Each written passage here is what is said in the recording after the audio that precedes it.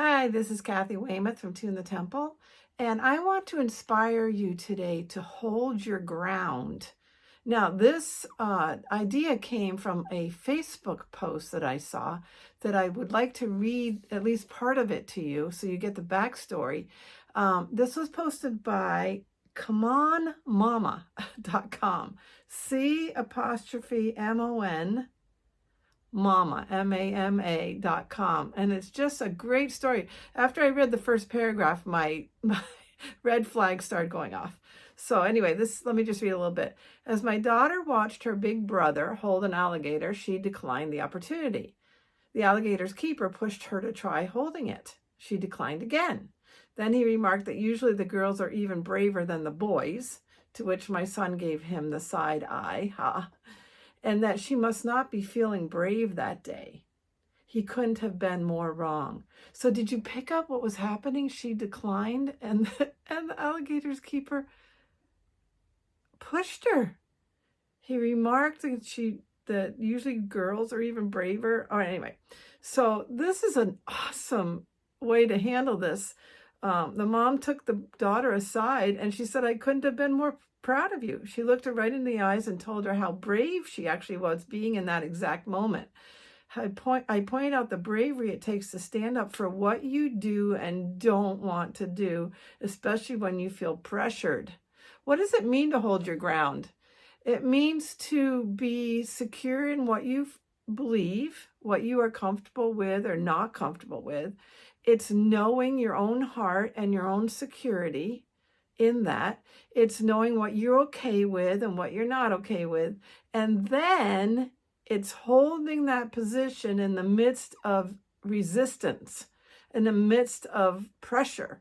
And this girl, she held her ground. Now, I think I'm been weak in this area, and I know there's been times later I said, why did I do that? Like, I didn't even realize what I was doing in the moment.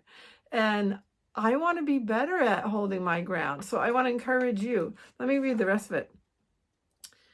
I don't need my daughter to be brave enough to hold an alligator.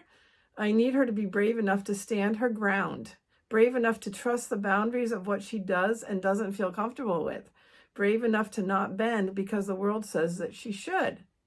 That's the kind of brave I want her to be. I think she's well on her way. So that's ComeOnMama.com.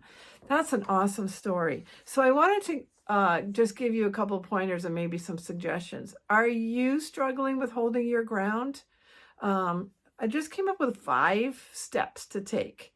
Choose one area that you're struggling in, and maybe choose an easier one if you have several. Choose one area where you know you don't hold your ground and you go into people pleasing, or you do what the other people are asking of you, or you waver in your opinion even though you know what your opinion is. Choose one incident. Okay, number 2.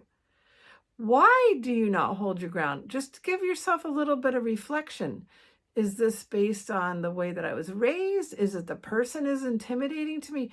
So, kind of get to the root of that. Why is it that you struggle with holding your ground? Because that insight will help you. It'll help you say, no, I'm not going to give in to that why. Okay, so number 1, you're going to choose an area that you don't hold your ground. Number 2, you're going to kind of dig around into the roots of why that doesn't work. Number 3, plan ahead and even practice a very short thing that you're going to say. Short, 1 sentence, 2 sentences, how you are going to keep your ground. Like this girl probably just said, no, I don't want to hold the alligator. No, I don't want to hold the alligator. So the broken record technique really works. Come up with something short and practice it. So that's number 3.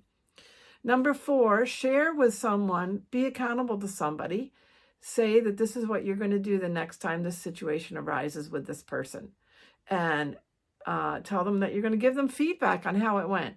And then number 5, actually do it.